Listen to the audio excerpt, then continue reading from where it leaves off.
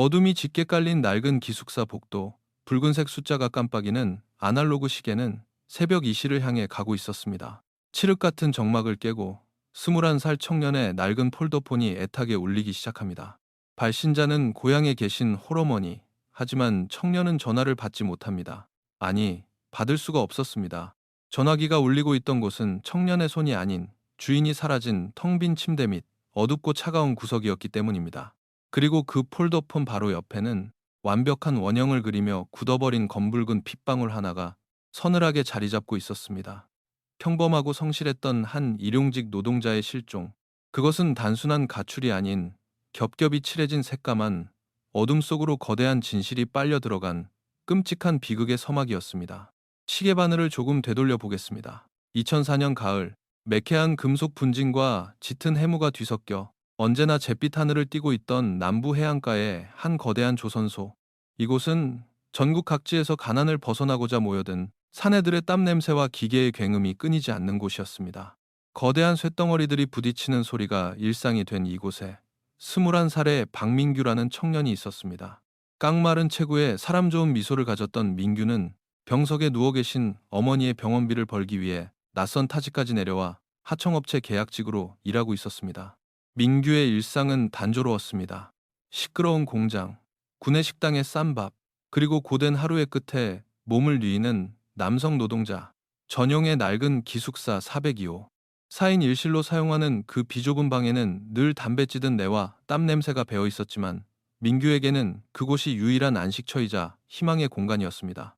매일 밤 낡은 폴더폰을 쥐고 어머니에게 전화를 걸어 이번 달 월급 받으면 병원비부터 보낼 테니 걱정 마시라며 살갑게 말하던 착한 아들. 그 착한 아들에게 참혹한 운명의 밤이 찾아옵니다. 그날 밤 야간조로 출근했던 민규는 평소와 달리 배를 부여잡고 일찍 기숙사로 돌아왔습니다. 갑작스러운 위경련 때문이었죠. 기숙사 1층에 자리한 낡은 경비실 앞, 야간 근무자들의 출입을 기록하는 야간 명부에 민규는 삐뚤빼뚤한 글씨로 자신의 이름을 적고 시간란에 23시 15분이라고 적어 넣었습니다. 그것이 살아있는 박민규가 남긴 마지막 흔적이 될 줄은 아무도 몰랐습니다. 다음 날 아침, 402호의 철문이 거칠게 두드려지는 소리에 방에 있던 3명의 룸메이트들이 눈을 비비며 일어났습니다. 주간조 출근을 확인하러 온 작업반장이 민규를 찾고 있었죠. 하지만 민규의 자리는 비어 있었습니다. 얇은 이불은 평소처럼 개켜져 있었지만 이상하게도 그가 현장 조끼처럼 매일 입고 다니던 기름때 묻은 작업복 점퍼가 감쪽같이 사라진 상태였습니다. 거칠고 고된 조선소 일터에서 어린 계약직 노동자가 하루아침에 짐을 싸서 말없이 도망가는 일은 흔했습니다. 룸메이트들도 작업 반장도 그저 어린 놈이 일을 못 버티고 야반도주를 했구나라고 대수롭지 않게 여겼습니다. 단 한 사람, 늙은 경비원만이 갸우뚱하며 야간 명부를 뒤적였습니다. 명부에는 분명 23시 15분에 기숙사로 들어왔다는 민규의 서명만 있을 뿐 다시 밖으로 나갔다는 기록이 없었기 때문입니다. 불길한 예감의 경비원이 민규의 번호로 전화를 걸었던 순간 뚜루루 하는 신호음이 402호의 닫힌 문 너머 민규의 침대 밑에서 희미하게 울려 퍼졌습니다. 늘 어머니의 전화를 기다리며 화장실을 갈 때조차 휴대폰을 손에 쥐고 다니던 민규가 폰을 버려두고 사라졌다는 것. 그리고 폰 옆에 남겨진 정체불명의 작은 핏방울 하나. 불안한 기운이 낡은 기숙사의 복도를 타고 서서히 번져가기 시작했습니다. 그로부터 3일의 시간이 흐릅니다. 고향에 있던 민규의 어머니로부터 월급날이 지났는데 아들과 연락이 닿지 않는다며 울음 섞인 전화가 걸려오면서 단순 무단결근으로 처리되려던 사건은 서서히 실종의 무게를 띠기 시작했습니다. 그 무렵 기숙사 4층 끝에 있는 공용 샤워실을 쓰던 인부들 사이에서 기이한 불만들이 터져 나오기 시작합니다. 샤워기 필터에서 벌건 녹물 같은 찌꺼기가 섞여 나온다는 것. 그리고 무엇보다 환풍구를 통해 막기 힘든 썩은 내가 스멀스멀 새어 나온다는 것이었습니다. 결국 낡은 배관을 고치기 위해 수리기사가 불려왔습니다. 눅눅한 습기가 가득한 공용 샤워실. 기사가 사다리를 타고 올라가 천장에 붙은 환풍구 덮개를 드라이버로 열어젖힌 순간이었습니다. 무언가 작고 단단한 물건이 젖은 타일 바닥 위로 툭 하고 떨어졌습니다. 플라스틱 재질의 사원증이었습니다. 겉면이 심하게 긁히고 누군가 날카로운 것으로 거칠게 훼손한 듯한 그 사원증의 주인은 바로 박민규였습니다. 등골이 서늘해진 수리기사가 손전등을 켜고 어두컴컴한 환풍구 안을 비췄습니다. 환풍구 안에는 아무것도 없었지만 그 배관은 기숙사 건물 맨 아래 1999년 이후로 폐쇄되어 아무도 찾지 않는 지하실의 구형 보일러실로 곧게 이어져 있었습니다. 불길한 직감에 사로잡힌 경비원과 몇몇 인부들이 묵직한 손전등을 쥐고 냄새를 따라 지하로 향했습니다. 녹색 이끼가 낀 미끄러운 계단을 조심스레 밟고 내려가자 굳게 닫힌 붉은색 철문이 나타났습니다. 밖에서 굵은 자물쇠로 채워져 있어야 할 그 문은 누군가 절단기로 무참히 끊어낸 듯 자물쇠가 바닥에 나뒹굴고 있었습니다. 끼익 하는 기분 나쁜 마찰음과 함께 무거운 철문이 열리자마자 숨을 쉴 수 없을 만큼 지독한 악취가 덮쳐왔습니다. 맨 앞에 섰던 인부 2명은 참지 못하고 그 자리에서 헛구역질을 하며 쓰러졌습니다. 빛 한 줌 들어오지 않는 어두운 보일러실 한가운데 녹슨 배관들 사이로 성인 남성 한 명이 좋게 들어갈 만한 거대한 공업용 폐기물 마대자루 하나가 덩그러니 놓여 있었습니다. 자루의 입구는 조선소에서 주로 쓰는 두꺼운 공업용 케이블 타이로 빈틈없이 꽁꽁 묶여 있었고 그 주위로 시커먼 파리떼가 들끓고 있었습니다. 기숙사 주변은 이내 귀를 찢는 듯한 경찰차의 사이렌 소리로 뒤덮였습니다. 평온하던 공단 배후의 낡은 주거지는 순식간에 통제선이 쳐지고 폴리스라인 밖으로 수많은 인부들이 몰려들어 수군거렸습니다. 지역 경찰서 형사계 수사팀과 과학수사대가 현장에 도착했습니다. 방독면을 쓴 감식반원들이 조심스럽게 자루의 타일을 끊어냈을 때 모두의 얼굴은 참담하게 일그러지고 말았습니다. 마대자루 안에서 웅크린 채 부패가 진행되고 있는 시신, 가족을 위해 뼈가 부서져라 일하던 21살의 청년, 박민규였습니다. 발견 당시 민규의 모습은 너무도 처참했습니다. 그는 평소 잠잘 때 입던 얇은 면티와 트레이닝복 바지 차림이었고 두 손과 발은 뒤로 꺾인 채 공업용 케이블 타이로 단단히 결박되어 있었습니다. 지하 보일러실 바닥에는 어떠한 긁힘이나 혈흔, 저항의 흔적조차 남아있지 않았습니다. 이곳은 살해 현장이 아니었습니다. 누군가 이미 숨이 끊어진 혹은 저항할 수 없는 상태의 민규를 이곳까지 끌고 와 유기한 것이 분명했습니다. 시신을 살피던 검안의 미간이 깊게 패였습니다. 그는 민규의 결박된 손목 부위를 조심스럽게 가리켰습니다. 타이로 묶인 손목 주변의 살점이 무언가에 심하게 뜯겨나간 듯 너덜너덜해져 있었습니다. 그것은 타이에 쓸려 생긴 상처가 아니었습니다. 민규 스스로 자신의 손톱을 세워 미친 듯이 제 손목에 피부를 긁어 파낸 흔적이었습니다. 극한의 공포 속에서 결박을 풀기 위해 발버둥을 쳤거나 묶인 상태에서 무언가 끔찍한 고통을 겪으며 제사를 뜯어내야만 했던 절망적인 저항의 흔적. 소녀는 대체 어두운 밤 누구에게 이런 끔찍한 짓을 당한 것일까요? 곧이어 부검 결과가 형사팀으로 전달되었습니다. 민규의 직접적인 사인은 경부 압박에 의한 질식사였습니다. 얇은 노끈이나 밧줄이 아닌 표면이 거칠고 폭이 넓은 재질, 예컨대 공사 현장에서 쓰는 두꺼운 안전벨트나 산업용 끈 같은 것에 의해 목이 강하게 졸린 흔적이 선명했습니다. 사망 추정 시간은 민규가 위경련으로 기숙사에 복귀하고 야간 명부에 이름을 적은 직후인 23시 30분에서 새벽 2시 사이. 민규의 위장에는 채 소화되지 못한 구내 식당의 흰쌀밥과 김치 조각이 슬프게 남아 있었습니다. 그런데 부검회가 발견한 아주 기이한 단서가 하나 있었습니다. 민규의 치아 깊숙한 틈새에서 아주 작은 투명 비닐 조각 하나가 발견된 것입니다. 형태가 심하게 찌그러지고 구겨진 그 비닐 조각은 마치 민규가 숨이 끊어지기 직전 범인이 지닌 어떤 서류나 코팅된 사진 혹은 신분증 같은 것을 필사적으로 물어뜯으려 했던 흔적처럼 보였습니다. 이 작은 비닐 조각은 소리 없이 죽어간 청년이 마지막 힘을 짜내 수사팀에게 남긴 처절한 메시지였습니다. 형사들은 폴리스 라인이 쳐진 402호로 다시 발걸음을 옮겼습니다. 성인 남성 4명이 칼잠을 자는 좁은 방은 여전히 매캐한 냄새를 품고 있었습니다. 감식반은 불을 끄고 방 안 곳곳에 루미놀 시약을 뿌렸습니다. 그리고 민규의 침대 및 그 하나의 핏방울이 떨어져 있던 곳에서부터 시작된 희미한 형광빛의 선이 드러났습니다. 바닥을 쓸고 간 듯한 그 푸른 자국은 방문을 지나 낡은 복도를 따라 쭉 이어져 있었습니다.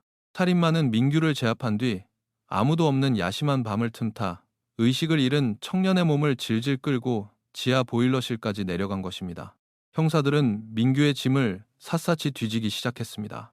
유독 가지런히 정리된 민규의 매트리스를 들어 올리자 낡은 스프링 틈새에 테이프로 교묘하게 붙여놓은 손바닥만한 수첩 하나가 바닥으로 떨어졌습니다. 수첩의 첫 장부터 중간까지는 고향에 계신 어머니에 대한 그리움, 팍팍한 월급 명세, 공단에서의 고단함이 빼곡히 적혀 있었습니다. 하지만 수첩의 가장 마지막 페이지, 펜을 쥔 손이 심하게 떨린 듯 삐뚤빼뚤하게 휘갈겨 쓴 단 한 줄의 문장이 형사들의 시선을 강하게 사로잡았습니다. 나는 118번 사물함에서 보지 말아야 할 것을 보고 말았다. 118번 사물함. 수사팀의 움직임이 분주해졌습니다.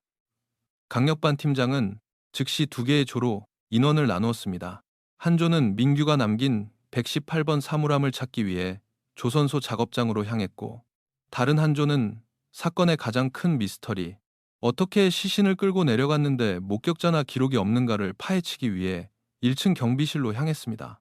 조사 결과 사건 당일 기숙사 1층 로비 천장에 매달려 있던 구형 아날로그 CCTV의 전원 플러그가 정확히 밤 11시 30분부터 약 45분간 누군가에 의해 고의로 뽑혀 있었다는 사실이 밝혀졌습니다. 내부 사정을 아주 잘 아는 자의 계획적인 범행이었습니다. 팀장은 경비실 책상 위에 놓인 두꺼운 야간 명부를 매섭게 노려보았습니다. 형사가 명부의 페이지를 넘겨 사건 당일의 기록을 찾아냈습니다. 23시 15분 박민규. 특유의 정직하고 둥근 글씨체였습니다. 그런데 그 바로 밑줄 23시 20분에 기록된 출입자의 이름이 무언가 이상했습니다. 누군가 검은색 볼펜을 꾹꾹 눌러 이름 전체를 시커멓게 칠해놓은 것도 모자라 종이가 찢어질 정도로 강하게 펜촉을 긁어놓은 상태였습니다. 심지어 그 위에는 공단에서 철판을 붙일 때 쓰는 강력한 공업용 접착제가 두껍게 발라져 있어 아래에 적힌 글씨를 도저히 육안으로는 판독할 수 없게 만들어 놓았습니다. 범인은 왜 이토록 끔찍하고 집요하게 누군가의 이름을 지워야만 했을까요? 같은 시각 작업장으로 향한 형사들은 용접 부서원들이 사용하는 낡은 탈의실에서 118번 사물함을 찾아냈습니다. 조심스레 자물쇠를 부수고 문을 열었지만 안은 텅 비어 있었습니다.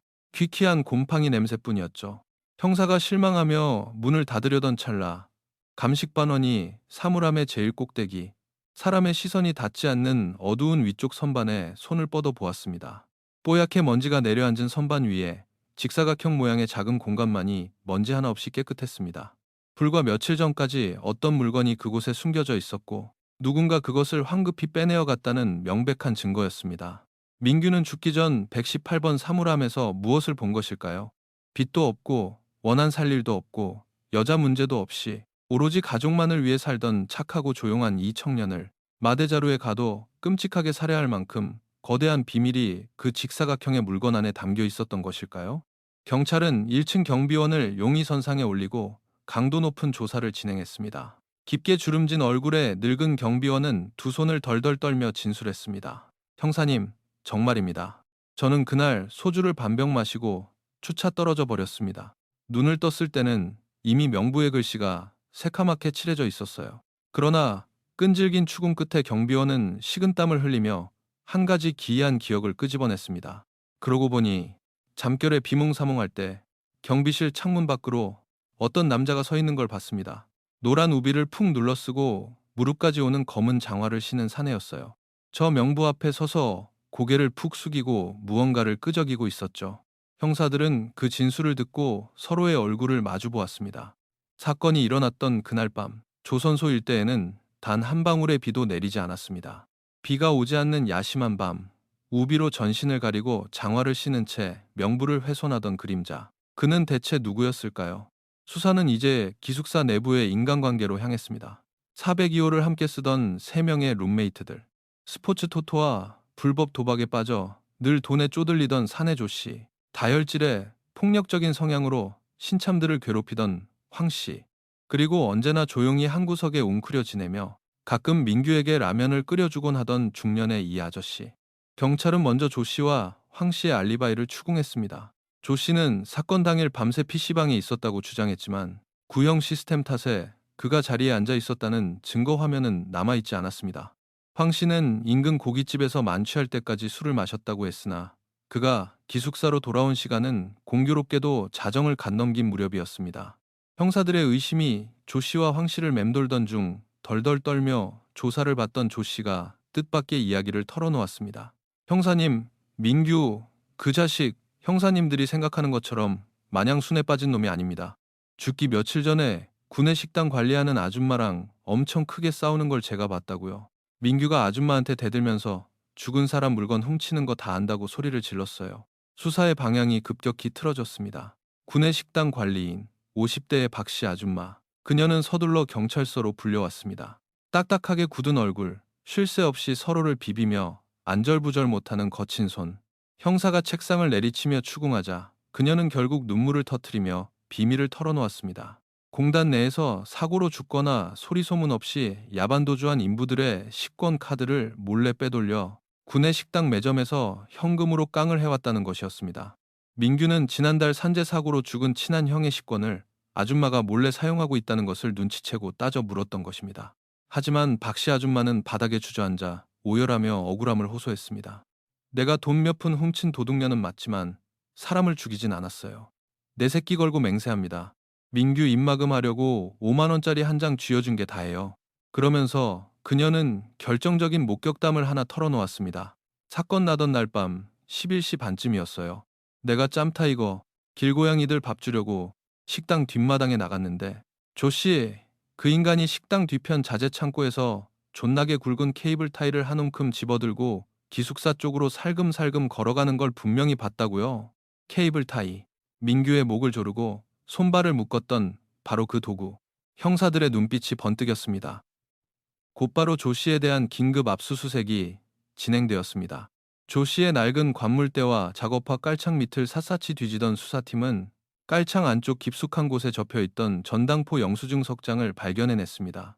영수증에 적힌 물품은 낡은 카시오 남성용 메탈 시계와 빛바랜 은목걸이. 경찰이 고향의 어머니에게 확인한 결과 그것은 민규가 돌아가신 아버지로부터 유품으로 물려받아 목욕할 때도 절대 몸에서 떼어놓지 않던 소중한 물건들이었습니다.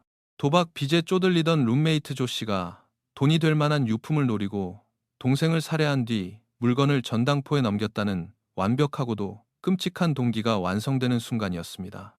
수갑이 채워진 조 씨는 취조실 바닥을 뒹굴며 피를 토하듯 절규했습니다. 아닙니다. 형사님 제발 내 말 좀 믿어주소. 내가 그 새끼 씻으러 갔을 때 몰래 관물대 털어서 목걸이 훔친 건 맞는데 죽이진 않았다고요. 나 진짜 억울해서 미치겠네. 아 그래? 내가 그날 밤 화장실 가려고 깼을 때 11시 45분쯤이었는데 우리 방에 다른 새끼가 몰래 들어왔단 말입니다. 조 씨의 눈은 공포로 번들거리고 있었습니다. 민규가 나간 지 얼마 안 됐을 때 현장 용접복을 입고 안전모를 푹 눌러 쓴 어떤 놈이 우리 방문을 열고 슬그머니 들어왔다고요. 나는 자는 척하고 있었는데 그 새끼가 민규 침대 밑을 막 뒤지더라고. 근데 그 새끼 걸음걸이가 이상했어요. 왼쪽 다리를 심하게 쩔뚝거렸다고요. 왼쪽 다리를. 저는 용접복 차림의 남자. 얽히고 설킨 거짓말 속에서 또 다른 파편이 수면 위로 떠오르고 있었습니다. 조 씨의 말이 사실이라면 민규가 방을 나선 직후 방을 뒤진 다리를 저는 사내, 비가 오지 않는 밤 우비를 입고 명부를 훼손한 사내, 그리고 민규를 지하실로 끌고 간 살인마는 과연 동일 인물일까요? 바로 그때 취조실 밖에서 급박한 발걸음 소리가 들려왔습니다. 국립과학수사연구원으로 긴급 감정을 보냈던 기숙사 1층의 야간 명부 결과가 도착한 것입니다. 강력반 팀장이 거친 숨을 몰아쉬며 팩스 용지를 낚아챘습니다. 첨단 분광기 사진 촬영과 특수 용매를 이용해 두꺼운 접착제와 새카만 볼펜 자국을 힘겹게 벗겨낸 결과 범인이 그토록 필사적으로 감추려 했던 23시 20분의 이름이 마침내 푸른빛을 띠며 세상에 그 모습을 드러냈습니다. 팀장의 시선이 종이에 꽂힌 순간 취조실의 공기는 얼어붙은 듯 멈춰섰습니다. 조 씨의 이름도 황 씨도 식당 아줌마도 경비원도 아니었습니다. 그곳에 또렷하게 적혀있는 세 글자의 이름. 오상철. 오상철? 팀장이 미간을 찌푸리며 이름을 중얼거렸을 때 수화기 너머로 국과수 감식관의 차갑게 가라앉은 목소리가 들려왔습니다. 팀장님, 그 이름 저희 쪽 데이터베이스에 있는 이름입니다. 오상철은 지금으로부터 3년 전 이 조선소 제2도장 공장 화재 사고 때 전신 화상을 입고 현장에서 즉사한 공원의 이름입니다. 순간 형사들의 척추를 타고 서늘한 소름이 쫙 돋아올랐습니다. 3년 전에 불타 죽은 남자가 어떻게 실종되던 밤의 명부에 출입 기록을 남길 수 있단 말인가. 그리고 더욱 기약한 사실이 감식관의 입을 통해 전해졌습니다. 필적 감정 결과 시커멓게 덧칠해진 그 오상철이라는 글씨를 쓴 사람은 명부를 훼손한 범인이 아니었습니다. 놀랍게도 그 필체는 23시 15분에 박민규라는 자신의 이름을 적었던 죽은 박민규 본인의 글씨체와 100% 일치했습니다. 죽음의 공포가 턱 밑까지 다가온 캄캄한 로비, 숨을 헐떡이며 명부 앞에 선 21살의 청년 박민규는 자신을 덮쳐오는 살인마의 발소리를 들으며 왜 자신의 이름 바로 밑에 3년 전 불타 죽은 남자의 이름을 꾹꾹 눌렀어야만 했을까요? 청년이 목숨을 걸고 세상 밖으로 던지고자 했던 두꺼운 본드와 먹물 속에 파묻혀야만 했던 그 참혹한 이름. 비극의 진자가 3년 전의 잿더미 속을 향해 서서히 그리고 무겁게 방향을 틀기 시작했습니다. 어둡고 습한 조선소 배후의 낡은 노동자 거주지. 누구 하나 갑자기 사라져도 이상할 것 없는 이 삭막한 동네에 경찰차의 사이렌 소리가 울려 퍼진 후 수사는 급물살을 타는 듯했습니다. 하지만 수사가 깊어질수록 형사들은 마치 출구 없는 미로 속에 갇힌 듯한 짙은 안개와 마주해야 했습니다. 가장 먼저 수사선상에 오른 이들은 사건이 벌어진 그날 밤 민규와 함께 402호 좁은 방을 쓰던 3명의 룸메이트들이었습니다. 형사들은 이들의 당일 행적과 알리바이를 샅샅이 뒤지기 시작했습니다.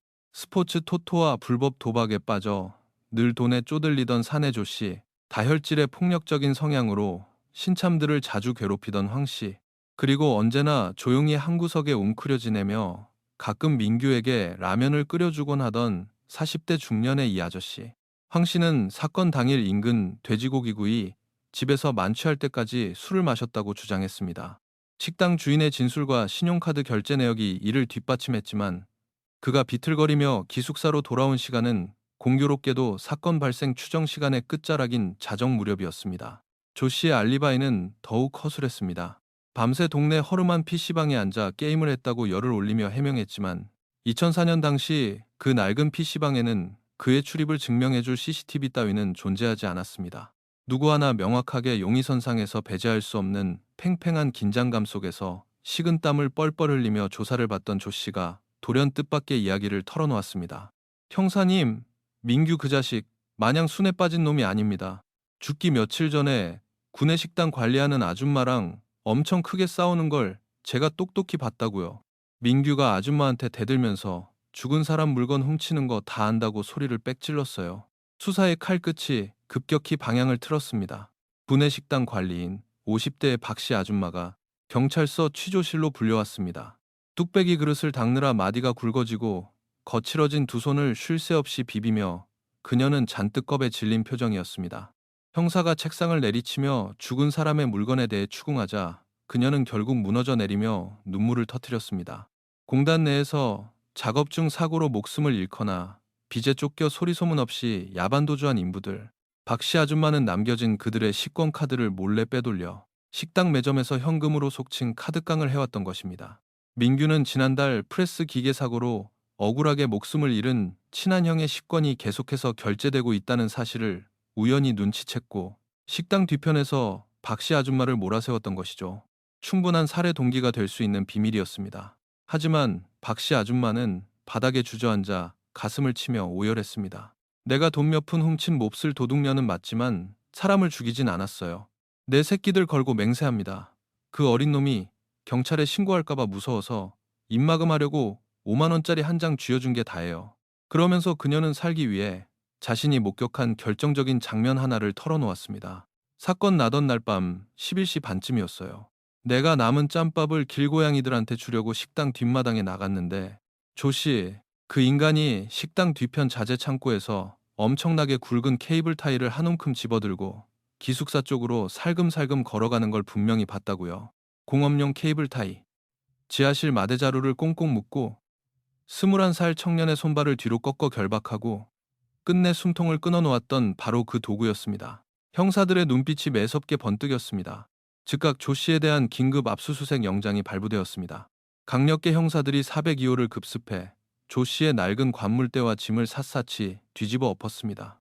호라비 냄새와 찌든 담배 냄새가 진동하는 방 안. 형사 하나가 낡은 작업화의 깔창을 뜯어내자 그 밑바닥 깊숙한 곳에서 꼬깃꼬깃 접힌 종이 3장이 툭 떨어졌습니다. 인근 전당포의 전당표였습니다. 기록된 물품은 낡은 메탈 시계와 빛바랜 은목걸이, 경찰이 고향에 있는 민규의 어머니에게 확인한 결과 그것은 민규가 일찍 돌아가신 아버지로부터 유품으로 물려받아 씻을 때조차 절대 몸에서 떼어놓지 않던 물건들이었습니다. 도박빚에 목이 졸리던 룸메이트. 그가 돈이 될 만한 유품을 노리고 동생을 지하실로 끌고 가 잔혹하게 살해한 뒤 물건을 전당포에 넘겼다. 완벽하고도 끔찍한 퍼즐이 맞춰지는 순간이었습니다. 조 씨의 손목에 차가운 수갑이 채워졌습니다. 하지만 조 씨는 취조실 바닥을 뒹굴며 피를 토하듯 절규했습니다. 이시며, 아닙니다. 형사님 제발 내 말 좀 믿어주소. 내가 그 새끼 샤워하러 갔을 때 몰래 관물대 뒤져서 목걸이 훔친 건 맞는데 죽이진 않았다고요. 맹세코 살인은 안 했습니다. 그날 밤 내가 자다가 오줌이 마려워서 깼는데 그때가 밤 11시 45분쯤이었어요. 근데 우리 방에 다른 새끼가 몰래 들어왔단 말입니다. 하루 조 씨의 두 눈은 극도의 공포로 번들거리고 있었습니다. 민규가 방을 나간 지 얼마 안 됐을 땐데 현장 용접복을 입고 안전모를 푹 눌러쓴 어떤 놈이 우리 방문을 열고 슬그머니 들어왔다고요.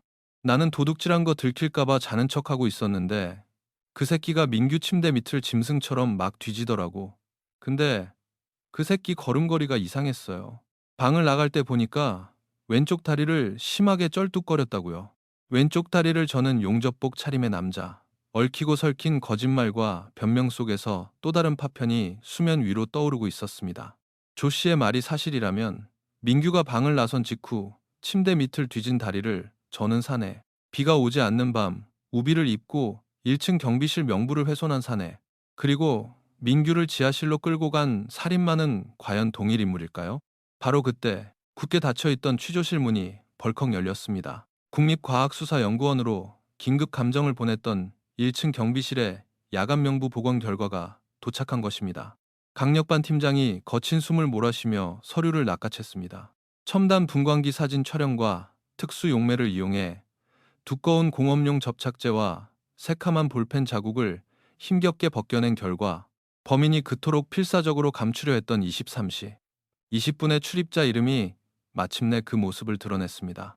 팀장의 시선이 종이에 꽂힌 순간 취조실의 공기는 얼어붙은 듯 멈춰섰습니다. 룸메이트 조 씨의 이름도 황 씨도 식당 아줌마의 이름도 아니었습니다. 그곳에 또렷하게 적혀있는 세 글자의 이름. 오상철. 오상철? 팀장이 미간을 찌푸리며 이름을 중얼거렸을 때 수화기 너머로 국과수 감식관의 차갑게 가라앉은 목소리가 들려왔습니다. 팀장님, 그 이름 저희 쪽 데이터베이스에 있는 이름입니다. 오상철은 지금으로부터 3년 전 이 조선소 도장공장 화재 사고 때 전신 화상을 입고 현장에서 즉사한 하청 노동자의 이름입니다. 순간 형사들의 척추를 타고 서늘한 소름이 쫙 돋아올랐습니다. 3년 전에 잿더미가 되어 죽은 남자가 어떻게 실종되던 밤에 야간 명부에 출입 기록을 남길 수 있단 말입니까? 그리고 더욱 기약한 진실이 감식관의 입을 통해 전해졌습니다. 필적 감정 결과 시커멓게 덧칠해진 그 오상철이라는 글씨를 쓴 사람은 명부를 훼손한 범인이 아니었습니다. 놀랍게도 그 필체는 23시 15분에 박민규라는 자신의 이름을 적었던 죽은 박민규 본인의 글씨체와 완벽하게 일치했습니다. 죽음의 그림자가 턱 밑까지 다가온 캄캄한 1층 로비, 숨을 헐떡이며 명부 앞에 선 21살의 청년 박민규는 자신을 덮쳐오는 살인마의 조금을 들으며 왜 자신의 이름 바로 밑에 3년 전 불타 죽은 남자의 이름을 꾹꾹 눌러 써야만 했을까요? 청년이 목숨을 걸고 세상 밖으로 던지고자 했던, 그래서 범인이 필사적으로 지우려 했던 그 이름. 비극의 진자가 3년 전의 과거를 향해 서서히, 그리고 무겁게 방향을 틀기 시작했습니다. 경찰은 즉각 3년 전 오상철 사망 사건의 기록을 샅샅이 뒤지기 시작했습니다. 동시에 입사한 지 6개월밖에 되지 않은 어린 민규가 어떻게 3년 전 죽은 사람의 이름을 알고 있었는지 그 연결고리를 추적했습니다. 해답은 뜻밖에도 동네 허름한 코인 세탁소에 있었습니다. 고된 노동 후 쉴 곳이 마땅치 않았던 민규는 주말이면 낡은 작업복을 돌려놓고 세탁소 한 구석에 비치된 철, 지난 지역 신문과 잡지들을 읽으며 시간을 보내곤 했습니다. 형사들이 세탁소에 쌓인 수백 부의 옛날 신문들을 뒤진 결과 3년 전 조선소 화재 사고를 다룬 기사 부분만 누군가 날카롭게 찢어간 흔적을 발견했습니다. 민규의 짓이었습니다. 그리고 또 다른 중요한 단서, 민규가 죽기 전 수첩에 남겼던 문장, 나는 118번 사물함에서 보지 말아야 할 것을 보고 말았다.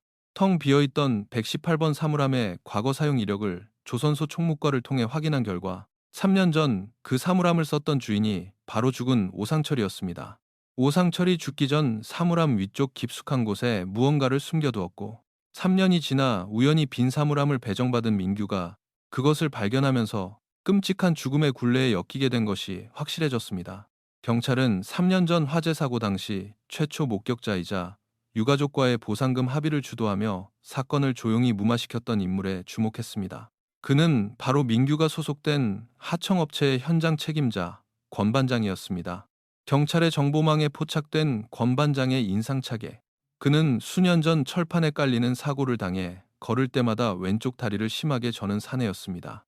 룸메이트 조 씨가 묘사했던 밤 11시 45분 방안을 뒤지던 절름발이 남자 조각난 퍼즐들이 권 반장이라는 하나의 표적을 향해 무섭게 결합하고 있었습니다. 강력팀은 곧바로 권 반장을 경찰서로 임의동행했습니다. 거만한 태도로 팔짱을 낀 채 취조실 의자에 삐딱하게 앉은 권 반장은 시종일관 묵비권을 행사하거나 그 어린 놈이 도망간 걸 내가 어떻게 아느냐며 짜증을 냈습니다. 하지만 과학수사의 그물은 이미 그를 조여오고 있었습니다. 통신사로부터 권 반장의 폴더폰 통화 내역을 넘겨받은 경찰은 결정적인 증거를 찾아냈습니다. 민규가 야간 명부에 죽은 자의 이름을 적고 납치당한 직후인 밤 23시 25분 권 반장의 휴대폰으로 전화를 건 발신지가 바로 기숙사 1층 로비에 설치된 초록색 공중전화였던 것입니다. 사건이 벌어지던 그 긴박한 순간 로비에 CCTV 전원이 뽑혀있던 그 캄캄한 어둠 속에서 누군가 공중전화 동전을 넣고 권 반장에게 긴급히 전화를 걸었습니다. 살인의 공모 혹은 현장 보고가 분명했습니다. 감식반이 기숙사 로비로 달려가 먼지 쌓인 공중전화 수화기와 동전 투입구를 샅샅이 채취했습니다. 그리고 몇 시간 뒤 지문 감식 결과가 경찰서로 날아들었습니다. 권 반장에게 전화를 건 사람의 지문. 그것은 죽은 박민규의 것도 룸메이트 조 씨나 황 씨의 것도 아니었습니다. 지문의 주인은 402호 구석에서 늘 말없이 지내며 민규에게 라면을 끓여주곤 했던 40대 중년의 사내 이 아저씨였습니다. 가장 용의선상에서 멀리 떨어져 있던 착하고 조용한 이 아저씨가 사건의 중심으로 급부상하는 순간이었습니다. 형사들의 눈빛이 매섭게 돌변했습니다. 이 아저씨, 이성호 가명 45세. 그의 신원 조회를 해보았으나 전과 하나 없는 깨끗한 기록이었습니다. 평소 술 담배도 하지 않고 공단 노동자들 사이에서도 성실하기로 소문난 인물이었습니다. 취조실에 끌려온 이성호는 벌벌 떨며 눈물을 글썽였습니다. 형사님, 제가 그날 밤 권 반장님한테 전화한 건 맞습니다. 고향에 있는 제 아내가 갑자기 쓰러져서 수술비가 필요하다는 연락을 받았거든요. 너무 급해서 염치불고하고 한밤중에 반장님께 가부를 부탁하려고 전화한 겁니다. 제발 믿어주십시오. 경찰이 이성호의 은행 계좌 내역을 확인해보니 놀랍게도 그의 말은 사실이었습니다.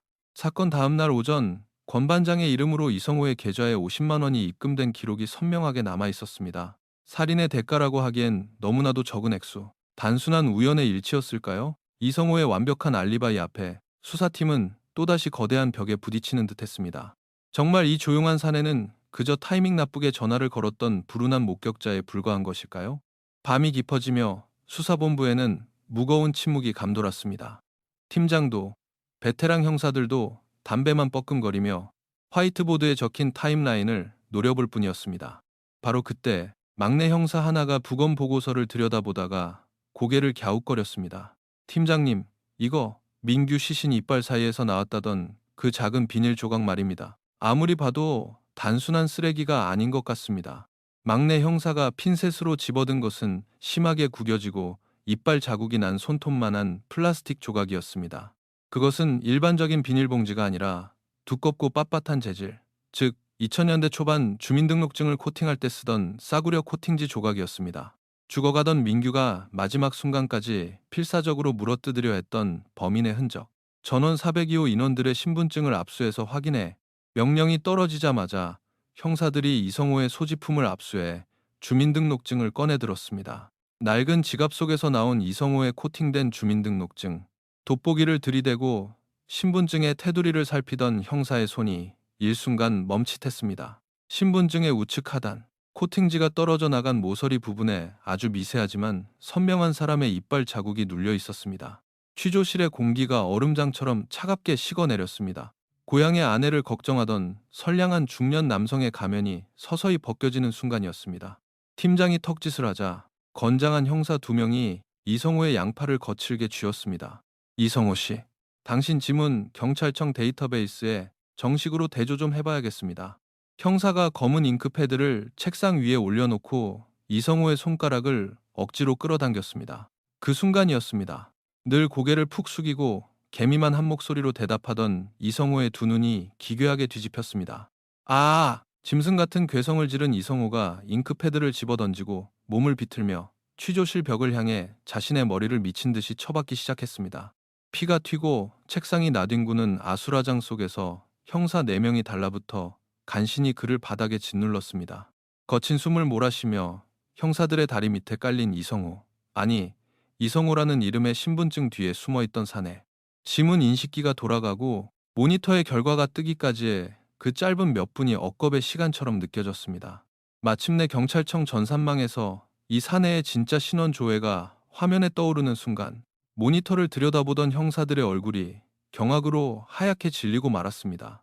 이 조용한 낡은 기숙사방에서 라면을 끓이던 중년 사내의 정체, 아무도 상상하지 못했던 소름 끼치는 과거의 문이 이제 막 그 끔찍한 입을 벌리려 하고 있었습니다. 경찰청 전산망의 푸른 빛이 깜빡이며 모니터에 띄운 결과는 취조실 밖에서 대기하던 형사들의 숨을 돋게 만들기에 충분했습니다. 낡은 기숙사 402호에서 언제나 고개를 푹 숙인 채 쥐죽은 듯 지내며 어린 민규에게 가끔 따뜻한 라면을 끓여주곤 했던 40대 중년 사내 이성호. 그러나 AFIS, 즉 지문 자동 검색 시스템이 찾아낸 그의 진짜 이름은 이성호가 아니었습니다. 화면에 떠오른 흑백 사진 속 사내의 이름은 강철민. 지금으로부터 10년 전 인적이 드문 산간 지방에서 금은방 주인을 잔혹하게 살해하고 금품을 털어 달아난 혐의로 전국 수배령이 내려져 있던 바로 그 흉악범이었습니다. 진짜 이성호라는 인물은 수년 전 추운 겨울날 길거리에서 동사한 무연고 행여병자였습니다. 강철민은 우연히 그 죽은 자의 주민등록증을 주어 자신의 사진으로 교묘하게 위조한 뒤 신분 확인이 허술한 지방공단 하청업체를 전전하며 10년이라는 긴 세월 동안 유령처럼 살아왔던 것입니다. 가장 선량해 보였던 이웃이 사실은 10년간 추적을 피해온 살인마였다는 사실. 취조실 안의 공기는 이전과는 완전히 다른 짐승의 우리 같은 서늘한 긴장감으로 팽팽하게 당겨졌습니다. 신분이 들통난 강철민은 더 이상 발작하지 않았습니다. 대신 그는 얼굴에서 선량한 중년 노동자의 가면을 스르륵 벗어 던지고 10년 전 살인마의 차갑고 소름 끼치는 눈빛으로 형사들을 빤히 쳐다보기 시작했습니다. 그래요. 내가 죽였습니다.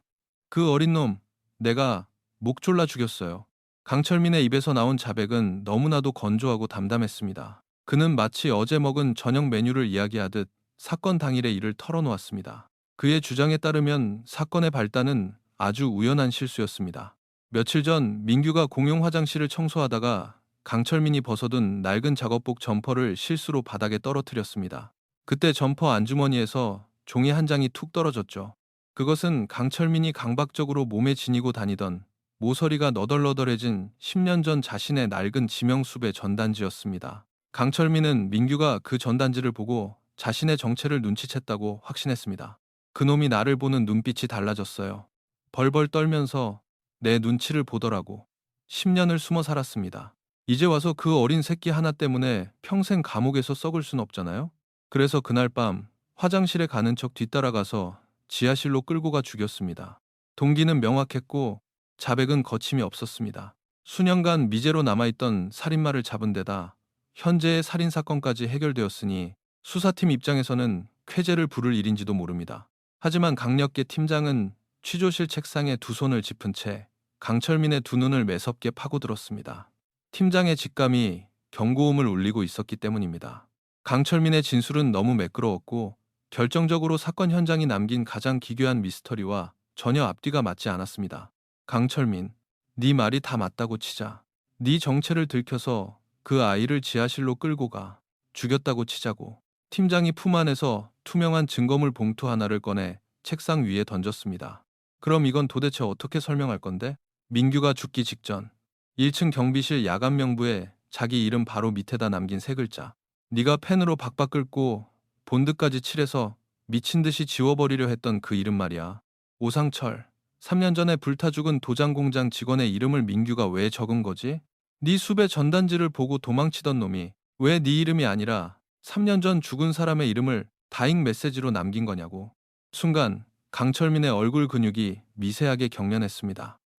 입술을 꽉 깨문 그의 입가로 핏방울이 맺혔습니다. 완벽해 보였던 그의 거짓말이 찢어지는 순간이었습니다. 강철민은 입을 굳게 다물었습니다. 그는 지금 누군가를 감싸고 있거나 혹은 이 살인 사건의 배후에 자신이 통제할 수 없는 더 거대한 어둠이 도사리고 있다는 것을 필사적으로 숨기고 있었습니다.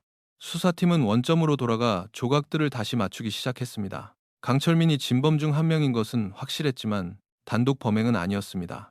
형사들은 사건 현장에서 수거된 가장 중요한 흉기, 즉 민규의 목을 조르고 손발을 묶었던 굵은 공업용 케이블 타이를 다시 한번 국과수로 보냈습니다. 그리고 며칠 뒤 끈질긴 미세 증거 분석 끝에 타당한 의심을 확신으로 바꿔줄 결정적인 감정 결과가 도착했습니다. 민규의 목을 졸랐던 케이블 타이의 미세한 틈새에서 아주 극미량의 화학 물질이 검출되었습니다.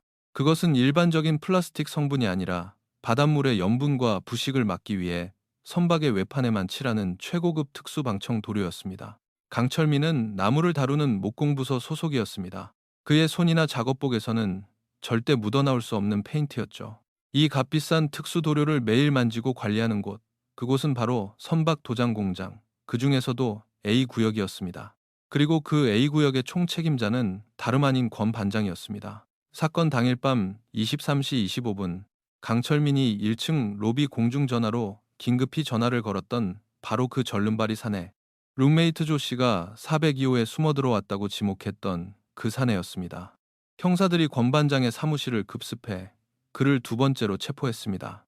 이번에는 단순 참고인 동행이 아니었습니다. 경찰서 취조실에 끌려온 권 반장은 며칠 전에 거만하던 모습은 온데간데 없이 이마에서 굵은 식은땀을 비오듯 쏟아내고 있었습니다. 형사들은 강철민의 정체 그리고 케이블 타이에서 검출된 A구역 특수도료의 감정서를 권 반장의 코앞에 들이밀었습니다. 권 반장, 강철민이 전국 지명 수배자라는 거 당신 알고 있었지? 그래서 그놈 약점 잡고 당신 밑에서 일하게 해주면서 매달 월급의 절반을 상납받아 온 거잖아. 안 그래? 권 반장의 동공이 지진이라도 난 듯 흔들렸습니다. 도망자와 부패한 현장 관리자. 두 사람은 서로의 약점을 쥐고 기생하는 더럽고 끈끈한 공생관계였습니다. 하지만 살인이라는 끔찍한 죄악 앞에서는 그 알량한 의리도 휴지 조각에 불과했습니다. 권 반장은 살인죄를 뒤집었을 위기에 처하자 결국 짐승처럼 울부짖으며 무너지기 시작했습니다. 아닙니다. 내가 뒷돈 좀 받은 건 맞지만 사람을 죽이진 않았어요. 그날 밤 철민이, 그 미친놈이 다급하게 공중전화로 전화를 걸어왔습니다. 민규, 그 쥐새끼 같은 놈이 118번 사물함을 뜯어서 물건을 훔쳐갔다고요. 제가 경찰에 찔릴까봐 무서워서 철민이더러 그 새끼 당장 붙잡아 놓으라고 지시한 건 맞지만 제가 지하실로 뛰어내려갔을 때 그 어린 놈은 이미 목에 타이가 감긴 채 숨이 넘어가고 있었다고요. 죽인 건 철민이 그놈입니다. 권 반장의 폭주하는 진술 속에서 마침내 수사진이 그토록 찾고 헤매던 미스터리의 핵심이 수면 위로 떠올랐습니다. 118번 사물함. 죽은 오상철이 썼고 죽은 박민규가 열어보았던 판도라의 상자. 118번 사물함에 대체 뭐가 있었길래 그 어린애를 죽여야만 했어? 팀장의 서늘한 추궁에 권 반장은 체념한 듯 고개를 푹 숙였습니다. 그의 입에서 흘러나온 진실은 이 거대한 조선소의 뿌리 깊은 썩은 뇌를 품고 있었습니다. 카세트 테이프, 녹음 테이프였습니다. 지금으로부터 3년 전 118번 사물함의 주인이었던 하청 노동자 오상철은 우연히 공장 수뇌부의 치명적인 비리를 알게 되었습니다. 당시 조선소 소장과 권 반장이 결탁하여 선박 건조에 들어가야 할 막대한 양의 정품 철판을 빼돌려 암시장에 팔아치우고 대신 바닷물에 쉽게 부식되는 값싼 불량 철판으로 배를 만들고 있다는 사실이었죠. 수백억 원대의 횡령과 수많은 선원들의 목숨을 담보로 한 끔찍한 범죄였습니다. 정직했던 오상철은 이를 묵인할 수 없었습니다. 그는 소장과 권 반장이 사무실에서 횡령 대금을 나누며 밀담을 나누는 현장을 소형 카세트 녹음기로 몰래 녹음하는 데 성공했습니다. 하지만 그의 움직임은 곧 권 반장에게 발각되고 말았습니다. 궁지에 몰린 소장과 권 반장은 오상철의 입을 영원히 막기로 결심합니다. 그들은 야간 작업 중이던 오상철을 기절시킨 뒤 도장 공장에 신호를 뿌리고 불을 질렀습니다. 단순한 용접 불꽃에 의한 화재 사고이자 불행한 산업재해. 3년 전 오상철의 죽음은 그렇게 완벽하게 은폐되었습니다. 하지만 권 반장과 소장이 미처 계산하지 못한 것이 하나 있었습니다. 오상철은 불타 죽기 직전 자신이 언제든 살해당할 수 있다는 것을 직감하고 그 녹음 테이프를 아무도 찾지 못할 곳, 바로 자신의 118번 사물함 꼭대기 어두운 선반 위에 교묘하게 숨겨두었던 것입니다. 그들은 오상철을 죽이고 그의 짐을 모두 뒤졌지만 테이프를 찾지 못했고 불타버린 공장 어딘가에서 같이 재가되었으리라 믿고 넘어갔습니다. 그런데 3년이 지난 어느 날 새로 입사한 21살의 계약직 노동자 박민규가 빈 사물함을 청소하기 위해 안으로 상체를 깊숙이 밀어 넣었다가 그 뽀얗게 먼지 쌓인 테이프를 발견하고 만 것입니다. 민규는 주말에 동네 코인 세탁소에서 빨래를 돌리며 그곳에 비치된 낡은 카세트 라디오에 그 테이프를 밀어 넣었습니다. 스피커를 통해 흘러나오는 3년 전의 진실, 오상철의 절박한 목소리와 수백억을 빼돌리며 낄낄대는 권 반장의 목소리, 세탁소에 쌓인 옛날 지역 신문에서 오상철의 화재 사고 기사를 찾아 읽은 민규는 자신이 일하는 이곳이 단순한 일터가 아니라 살인마들의 소굴이라는 것을 깨달았습니다. 권 반장의 자백을 듣던 형사들의 등줄기로 차가운 땀이 흘러내렸습니다. 그래서 그 테이프는 지금 어디 있지? 지하실에서 민규를 죽이고 테이프를 빼앗았나? 권 반장이 신경질적으로 머리를 헝클어뜨렸습니다. 아니요, 그게 미칠 노릇입니다. 그날 밤 지하실에서 그 새끼 옷을 다 벗기고 짐을 샅샅이 뒤졌는데도 테이프가 없었어요. 철민이 그놈이랑 기숙사 방까지 몰래 들어가서 관물대고 침대 미치고 다 뒤집어 엎었는데 테이프는 쥐도 새도 모르게 사라졌다고요. 수사팀의 심장이 미친 듯이 뛰기 시작했습니다. 권 반장의 말이 사실이라면 그 테이프는 아직 기숙사 어딘가에 혹은 민규가 죽기 전 필사적으로 숨겨놓은 어딘가에 남아있다는 뜻이었습니다. 3년 전의 살인과 횡령, 그리고 지금의 살인까지 모두 입증할 수 있는 단 하나의 스모킹건. 형사들은 즉시 압수물 보관실로 뛰어내려갔습니다. 민규의 유품이 담긴 상자가 거칠게 열렸습니다. 작업복, 낡은 지갑, 달아빠진 운동화, 그리고 사건 현장인 침대 밑 핏방울, 바로 옆에 버려져 있던 구형 애니콜 폴더폰. 형사 하나의 머릿속에 번뜩이는 깨달음이 스쳐 지나갔습니다. 반장님, 민규는 병원비 때문에 늘 어머니의 전화를 기다렸습니다. 화장실 갈 때도 폰을 쥐고 가던 애가 왜 그날 밤 도망치면서 폰을 침대 밑에 버려두고 나갔을까요? 폰을 챙길 시간이 없었던 게 아닙니다. 폰 자체가 목적이었던 겁니다. 떨리는 손으로 형사가 민규의 폴더폰 뒷면 커버를 엄지손가락으로 꾹 눌러 열었습니다. 덜컥 하고 플라스틱 덮개가 떨어져 나간 순간 형사들은 숨을 들이켰습니다. 휴대폰 안에는 있어야 할 네모난 배터리가 없었습니다.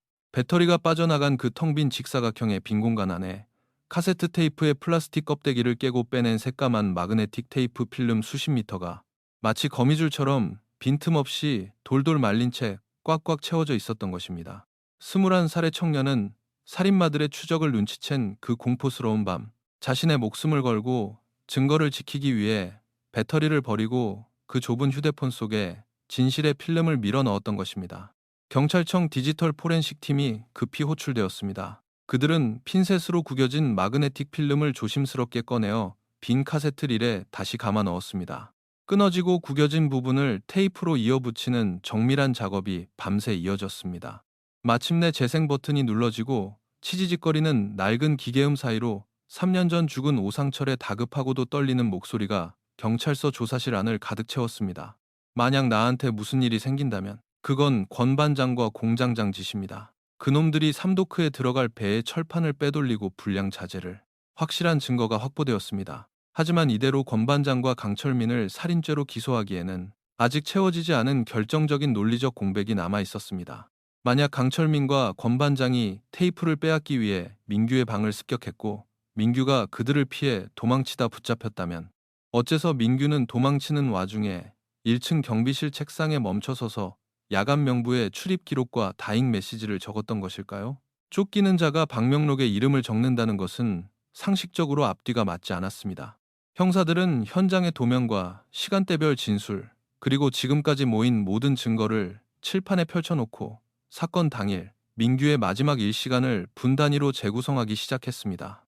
사건 당일 밤 22시경 야간조로 출근해 일하던 민규는 권 반장이 자신의 118번 사물함을 부수고 안을 뒤지는 모습을 멀리서 목격합니다.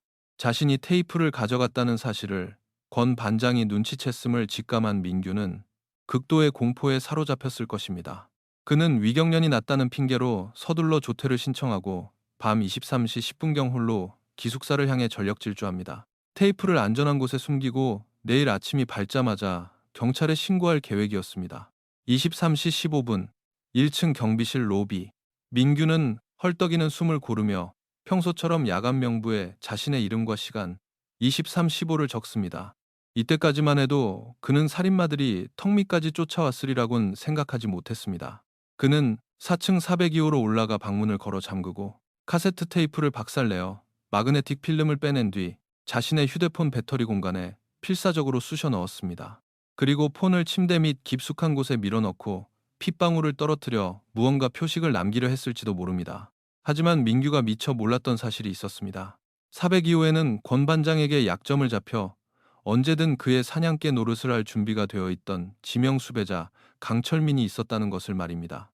어둠 속에서 자는 척하며 민규의 이상 행동을 지켜보던 강철민은 직감적으로 사태의 심각성을 깨닫고 몰래 방을 빠져나와 23시 25분 1층 로비의 공중전화로 권 반장에게 연락을 취합니다. 반장님, 박민규 이 새끼 눈빛이 이상합니다. 방에서 뭘 몰래 부수고 난리를 칩니다. 아무래도 낌새를 챈 것 같습니다. 그 보고를 받은 권 반장은 즉각 기숙사 로비의 CCTV 전원을 뽑아버리라고 지시한 뒤 손에 굵은 케이블 타이를 움켜쥐고 절뚝이는 다리로 기숙사를 향해 미친 듯이 달려오기 시작합니다. 통화를 마친 강철민이 다시 4층으로 올라가려던 찰나 짐을 챙겨 기숙사를 빠져나가려던 민규와 계단에서 마주치고 맙니다. 살기를 띤 강철민의 눈빛을 본 민규는 그가 권 반장과 한통속이라는 사실을 깨닫고 낡은 계단을 구르듯 뛰어내려와 1층 로비로 향했습니다.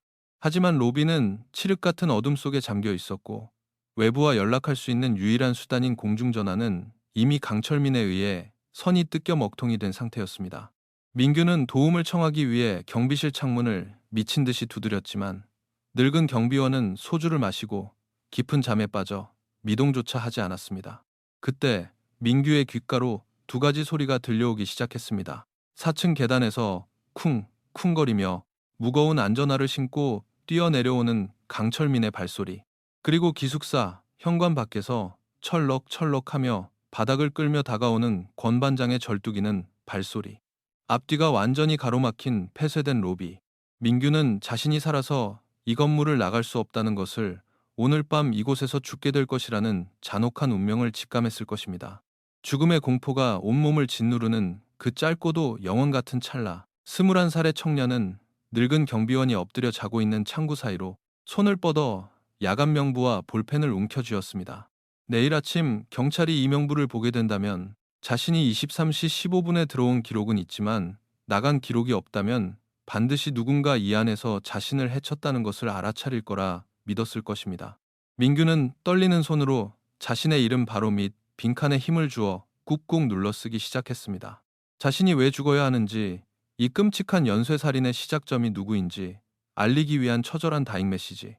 오, 상, 철.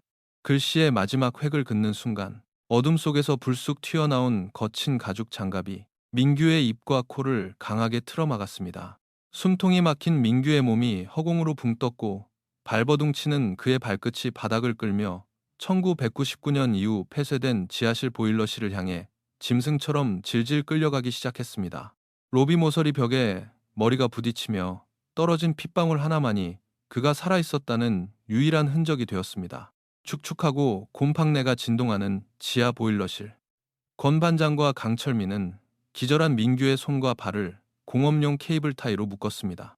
찬물을 뒤집어 쓰고 깨어난 민규에게 권 반장은 테이프의 행방을 대라며 잔혹한 폭행을 가했습니다. 하지만 21살의 청년은 피투성이가 된 얼굴로도 끝내 입을 열지 않았습니다. 분노한 강철민이 민규의 멱살을 틀어쥐었을 때 그의 작업복 주머니에서 가짜 주민등록증이 바닥으로 툭 떨어졌습니다. 민규는 바닥에 떨어진 그 신분증, 즉 강철민의 거짓된 삶이 담긴 그 플라스틱 쪼가리를 향해 짐승처럼 고개를 쳐박고 맹렬하게 이빨을 박아 넣었습니다. 범인의 흔적이라도 남기겠다는 듯 살점을 뜯어내듯 그 코팅지를 물어뜯었습니다. 그 과정에서 떨어져 나온 미세한 비닐 조각이 민규의 치아 깊숙한 곳에 박히게 된 것입니다. 더 이상 테이프의 행방을 알아낼 수 없다고 판단한 권반장 혹은 강철민은 굵은 케이블 타이를 민규의 목에 두 바퀴 감고 무자비하게 당기기 시작했습니다. 컥컥거리는 끔찍한 소리와 함께 산소가 차단된 민규. 등 뒤로 손이 묶인 채 죽어가던 소녀는 숨을 쉬기 위해 결박된 자신의 두 손목을 비틀며 미친 듯이 제 손톱으로 살점을 파고들었습니다. 살쾡이 벗겨지고 피가 철철 흐르도록 손목을 긁어대던 처절한 몸부림도 잠시. 이내 청년의 몸은 차가운 시멘트 바닥 위로 축 늘어지고 말았습니다. 살인을 끝낸 권반장은 그제야 명부에 남겨진 오상철이라는 세 글자를 발견하고 경악했습니다. 그는 강철민에게 당장 검은 펜으로 그 이름을 형체도 알아볼 수 없게 칠해버리라고 지시했고, 혹시라도 필적이 복원될까 두려워 공장용 접착제까지 들이부었던 것입니다. 그리고 시신을 폐기물 마대자루에 담아 보일러실에 가둔 뒤 자물쇠를 새로 채워버렸습니다. 그렇게 21살 청년의 삶은 쇳가루 날리는 공단의 차가운 어둠 속으로 영원히 묻히는 듯 했습니다. 수사팀의 상황실 화이트보드에는 이제 사건의 동기, 과정, 은폐의 수법, 그리고 빼도 박도 못할 증거인 카세트 테이프와 위조 신분증까지 모든 것이 완벽하게 그려져 있었습니다. 하지만 형사들의 표정은 여전히 밝지 못했습니다. 취조실에 각각 분리되어 수감된 권 반장과 강철민 때문이었습니다. 두 악마는 살인의 공모와 시신 유기는 인정하면서도 서로를 향해 핏대를 세우며 살인의 책임만은 상대방에게 떠넘기고 있었습니다. 저는 테이프 내놓으라고 몇 대 때린 게 다입니다. 타일을 목에 걸고 끝까지 당긴 건 철민이 그 미친 살인마 새끼라고요. 권 반장이 거품을 물며 소리쳤습니다. 웃기지 마십시오. 형사님들, 권 반장 저놈이 자기 손으로 직접 타이 당기는 거 내가 두 눈으로 똑똑히 봤습니다. 10년 전 일은 내가 달게 봤겠지만 민규 죽인 건 저 새끼입니다. 강철민 역시 도끼 품은 눈으로 맞섰습니다. 누가 직접적인 살인범인가? 법정에서 최고형을 끌어내기 위해서는 두 사람 중 누구의 손이 민규의 목을 졸랐는지 증명할 단 하나의 직접 증거가 필요했습니다. 하지만 현장인 지하실 보일러실은 두 사람이 범행 후 락스를 뿌려 혈흔 하나 남지 않도록 교묘하게 청소해 놓은 상태였습니다. 수사가 이대로 마지막 문턱을 넘지 못하고 두 놈 다 살인방조 정도로 빠져나가게 될지도 모른다는 끔찍한 불안감이 수사팀을 짓누르기 시작했습니다. 밤샘 조사에 지친 팀장이 믹스커피를 타며 창밖에 여명을 노려보던 그때 조사실에서 형사들과 기싸움을 하던 강철민이 갑자기 입꼬리를 비틀어 올리며 기괴하고도 서늘한 미소를 지어 보였습니다.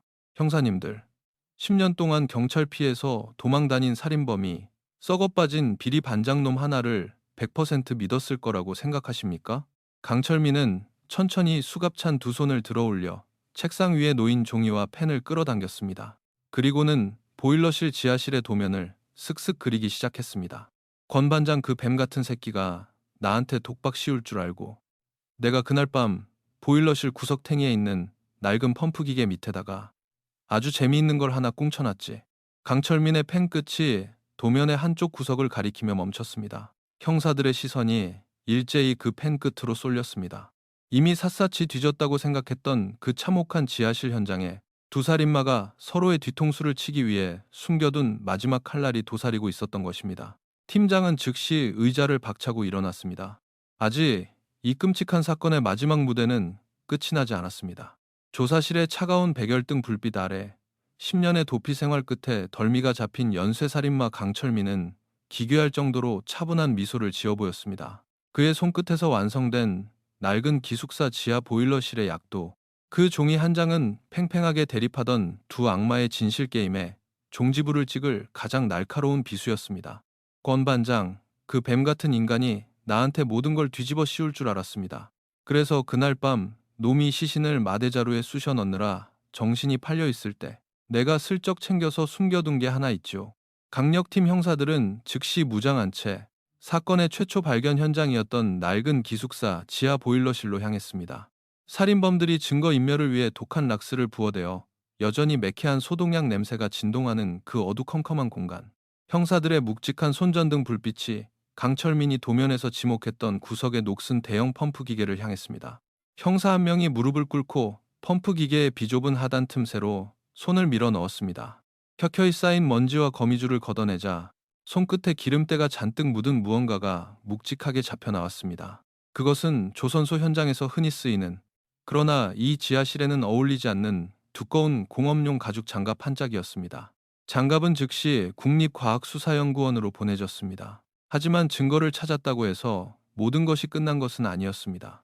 팀장은 이 장갑이 권 반장의 것이라는 명백한 증거, 즉 교차 검증된 과학적 데이터가 나오기 전까지는 권 반장을 완전히 무너뜨릴 수 없다는 것을 알고 있었습니다.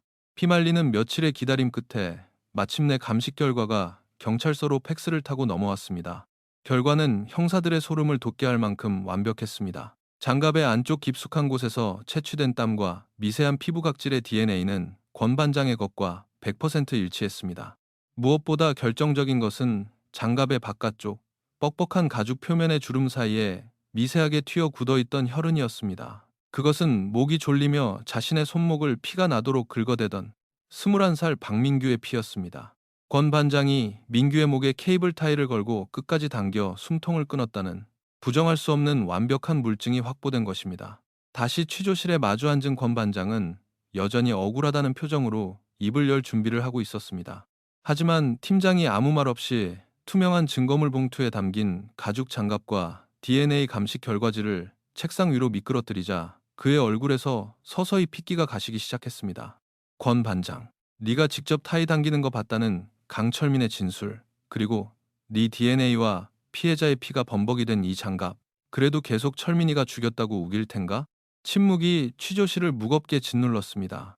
권 반장의 호흡이 거칠어지더니 이내 덜덜 떨리는 두 손으로 자신의 얼굴을 감싸 쥐었습니다. 빠져나갈 구멍을 찾기 위해 필사적으로 굴리던 그의 눈동자가 마침내 체념으로 초점을 잃었습니다. 그가 무너지며 쏟아낸 자백을 통해 수사팀은 드디어 사건 당일 밤의 모든 조각을 하나의 완벽하고도 참혹한 그림으로 맞춰낼 수 있었습니다. 사건 당일 밤 23시 10분경 3년 전의 살인과 수백억대 횡령의 증거가 담긴 카세트 테이프를 찾아낸 민규는 극도의 공포 속에서 조퇴를 신청하고 기숙사로 내달렸습니다. 테이프에서 마그네틱 필름을 빼내어 자신의 낡은 폴더폰 배터리 공간에 숨겨둔 것까지는 성공했지만 기숙사에는 이미 권 반장의 사냥개인 지명수배자 강철민이 잠복하고 있었습니다. 강철민의 연락을 받은 권 반장이 절뚝이는 다리를 이끌고 기숙사로 향했고 도망치려던 민규는 1층 로비에서 앞뒤가 완전히 포위되고 말았습니다. 술에 취해 쓰러져 자는 경비원, 외부로의 연락이 차단된 먹통 공중전화, 그리고 어둠 속에서 자신을 향해 좁혀오는 두 살인마의 발소리. 살아나갈 수 없다는 극도의 절망감 속에서 민규는 경비실 창구 틈으로 손을 뻗어 야간 명부에 자신의 이름을 적고 그 아래에 3년 전 불타 죽은 오상철의 이름을 다잉 메시지로 남겼습니다. 자신이 왜 죽어야 하는지, 이 거대한 악의 뿌리가 누구인지를 알리려는 처절한 몸부림이었습니다. 글씨를 다 적자마자 강철민과 권 반장이 민규를 덮쳤습니다. 그들은 기절한 민규를 지하 보일러실로 끌고 가 굵은 공업용 케이블 타이로 결박했습니다. 깨어난 민규를 향해 권 반장이 가죽 장갑을 낀 손으로 무자비한 폭행을 가하며 테이프의 행방을 추궁했습니다. 하지만 21살의 깡마른 청년은 끝까지 입을 열지 않았습니다. 오히려 발버둥 치는 과정에서 바닥에 떨어진 강철민의 위조 신분증을 필사적으로 물어뜯어 범인의 흔적을 자신의 치아 사이에 남겼습니다. 더 이상 테이프를 찾을 수 없다고 판단한 권 반장은 결국 이성을 잃고 민규의 목에 감긴 케이블 타이를 쥐어짜기 시작했습니다. 생명줄이 끊어져가는 고통 속에서 민규가 결박된 자신의 두 손목을 피가 나도록 긁어대며 죽어가는 동안 10년의 도피 생활로 짐승 같은 직감을 지니고 있던 강철민은 권 반장의 그 끔찍한 살인 행각을 묵묵히 지켜보며 훗날 자신을 보호할 무기로 삼기 위해 권 반장이 벗어던진 가죽 장갑 한 짝을 몰래 챙겨 녹슨 펌프 밑에 숨겨두었던 것입니다. 살인을 끝낸 권 반장은 뒤늦게 1층 로비 명부에 적힌 오상철이라는 이름을 발견하고 경악했습니다. 3년 전 완벽하게 처리했다고 믿었던 망령의 이름이 그곳에 적혀 있었으니까요. 그는 강철민에게 당장 그 이름을 시커멓게 덧칠하고 공업용 본드까지 들이부어 흔적을 지우라고 지시했습니다. 그렇게 21살의 선량한 노동자는 싸늘한 시신이 되어 폐기물 자루에 담겼고 굳게 닫힌 지하실의 어둠 속으로 유기되었습니다. 모든 진술이 확보되자 경찰의 칼날은 권 반장을 넘어 이 모든 비극의 진짜 꼭대기를 향해 거침없이 날아갔습니다. 며칠 뒤 한낮의 남부 해안가 거대한 조선소, 귀를 찢는 듯한 금속 절단기 소리와 용접 불꽃이 사방으로 튀는 현장에 수십 명의 무장 경찰이 들이닥쳤습니다. 작업자들에게 쌍욕을 섞어가며 지시를 내리던 권 반장의 양손에 수갑이 채워졌습니다. 수백 명의 인부들이 하던 일을 멈추고 그 충격적인 광경을 지켜보았습니다. 같은 시각 조선소 본관 최고층의 냉난방이 완벽하게 돌아가는 넓은 집무실, 고급 가죽 소파에 앉아 결제 서류를 넘기던 뚱뚱한 공장장의 집무실 문이 거칠게 열렸습니다. 3년 전 수백억 원의 철판 대금을 빼돌리고 이를 덮기 위해 오상철을 불태워 죽이도록 지시했던 모든 비리의 설계자. 경찰이 내민 체포영장 앞에서 공장장의 비릿한 여유는 단숨에 무너져 내렸습니다. 권 반장이 경찰차 보닛에 대가리를 처박히며 연행되는 순간 잿빛 하늘을 품고 있던 공단 위로 세찬 폭우가 쏟아지기 시작했습니다.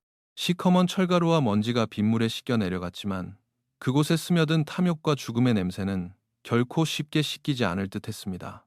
수사팀의 회의실에는 침묵만이 흐르고 있었습니다. 팀장은 민규의 낡은 배낭에서 나온 유품들을 하나하나 책상 위에 정리했습니다. 닳고 다른 작업복, 다해진 운동화, 그리고 작은 비닐팩에 소중하게 쌓여있던 낡은 농협 통장 하나. 조심스럽게 통장을 펼친 형사의 눈시울이 붉어졌습니다. 통장에는 그 고된 노동의 대가로 받은 쥐꼬리만한 월급이 매달 차곡차곡 쌓여 있었습니다. 단 한 푼도 헛되이 쓰지 않고 모은 잔액은 정확히 500만 원. 그것은 시력을 잃어가는 고향의 홀어머니에게 백내장 수술을 해드리기 위해 민규가 피땀 흘려 모은 수술비였습니다. 통장의 맨 마지막 페이지 모서리 한 구석에는 민규가 죽던 날 밤 떨구었던 검붉은 핏방울 하나가 말라붙어 있었습니다. 21살의 청년이 그토록 살고 싶었던 이유, 끝까지 테이프를 지켜내고자 했던 정직한 삶의 무게가 그 작은 핏방울 속에 고스란히 담겨 있었습니다. 사건의 전말이 언론을 통해 세상에 알려지며 전국은 거대한 충격과 분노에 휩싸였습니다. 며칠 후 민규의 유골함은 낡은 시외버스를 타고 그의 고향, 인적이 드문 한적한 시골 마을로 돌아왔습니다. 장례식장에는 비통한 울음소리가 끊이지 않았습니다. 어머니는 아들의 유골함을 끌어안고 혼절하기를 반복했습니다. 그 쓸쓸한 빈소에 낡은 양복을 엉성하게 차려입은 사내 두 명이 고개를 푹 숙인 채 들어섰습니다. 기숙사 402호에서 민규를 괴롭히고 그의 돈을 탐냈던 룸메이트 조 씨와 황 씨였습니다.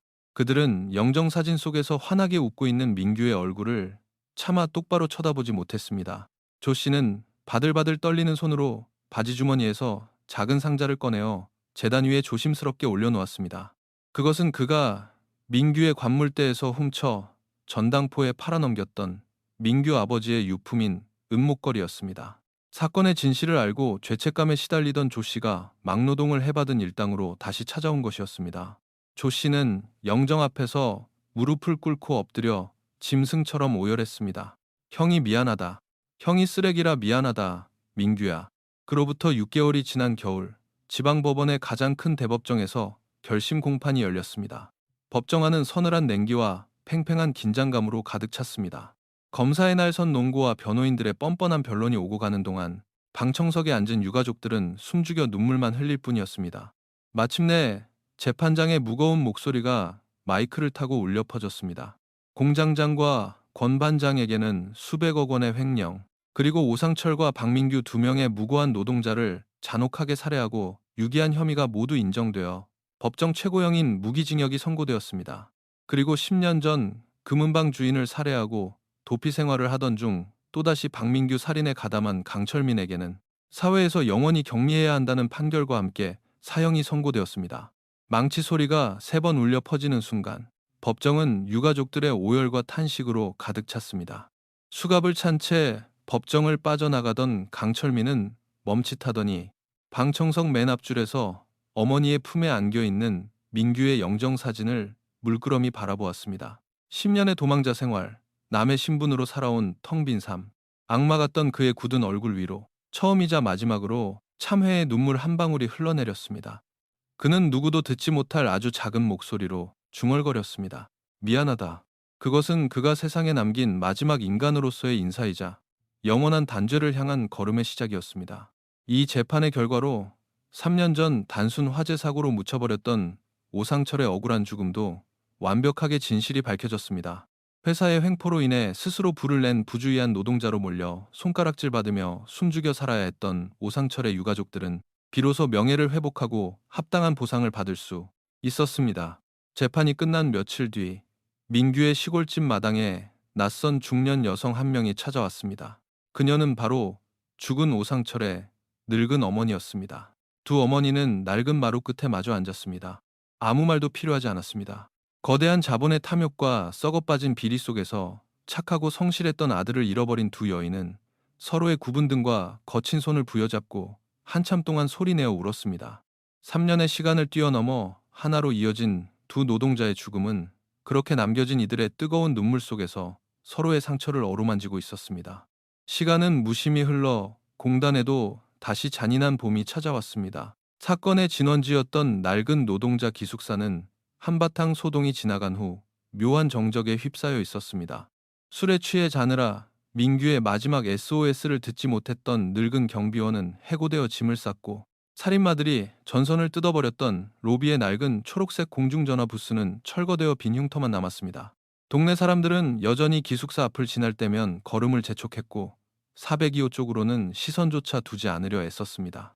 골목길의 가로등은 여전히 위태롭게 깜빡거렸고 낡은 주거지의 일상은 겉보기엔 아무 일도 없었던 것처럼 돌아가고 있었습니다. 하지만 진실이 밝혀졌다고 해서 이 거대한 쇳덩어리의 도시가 달라진 것은 없었습니다. 해가 지고 짙은 해무가 깔리자 공단에서는 야간조 출근을 알리는 시끄러운 사이렌 소리가 또다시 길게 울려 퍼졌습니다. 무거운 안전화를 끌며 피곤한 얼굴의 사내들이 3355 1층 로비로 몰려들기 시작했습니다. 그리고 그 무리 속 깡마른 체구에 커다란 배낭을 맨 앳된 얼굴의 청년 하나가 쭈뼛거리며 새로 온 경비원 앞에 섰습니다. 가난한 고향을 떠나 먼저 떠나간 이들의 빈자리를 채우기 위해 또 다른 누군가가 이 차갑고 거친 톱니바퀴 속으로 걸어 들어온 것입니다. 청년은 볼펜을 집어들고 빳빳한 새 야간 명부 첫 페이지에 조심스럽게 자신의 이름과 출입 시간을 적어 내려갔습니다. 무심하게 돌아가는 아날로그 시계의 초침 소리만이 낡은 로비에 울려 퍼지고 있었습니다. 수백억의 비리와 참혹한 살인, 그리고 그것을 덮으려 했던 어른들의 지독한 탐욕. 그 거대한 악의 굴레 속에서 21살의 청년이 던지고자 했던 목숨 건 메시지. 경찰서 깊은 곳, 증거물 보관실의 차가운 철제 캐비닛 안에는 이제는 누구도 열어보지 않을 낡고 두꺼운 명부 한 권이 고요히 잠들어 있습니다. 감전한 천곡물, 이럿도 오랜 세월이 지나 공업용 본드가 누렇게 말라 비틀어져 뜯겨나간 그 종이 위로 투박하지만 힘차게 꾹꾹 눌러쓴 세 글자가 흐릿한 빛을 받으며 선명하게 그 형태를 유지하고 있습니다. 오, 상, 철. 그것은 단순히 죽은 자의 이름이 아니었습니다. 무관심과 외면 속에서 쉽게 지워지고 잊혀져가는 수많은 노동자들의 이름이자 결코 어둠은 빛을, 거짓은 참을 이길 수 없다는 묵직한 진실의 증명이었습니다. 사건은 서류상 완벽하게 종결되었지만 남겨진 자들의 마음속에 새겨진 흉터는 어떤 판결문으로도 치유될 수 없을 것입니다. 우리가 무심히 스쳐 지나가는 평범한 일상의 이면에는 때론 이토록 아프고도 잔혹한 비밀들이 침묵 속에 도사리고 있을지도 모릅니다. 오늘 준비한 범죄 재구성, 조선소 야간명부 미제 사건의 이야기는 여기까지입니다. 부디 그 차갑고 캄캄했던 지하실에서 마지막까지 진실을 놓지 않았던 그 숭고한 청년의 영혼이 이제는 따뜻한 어머니의 품에서 편안히 쉬기를 바랍니다.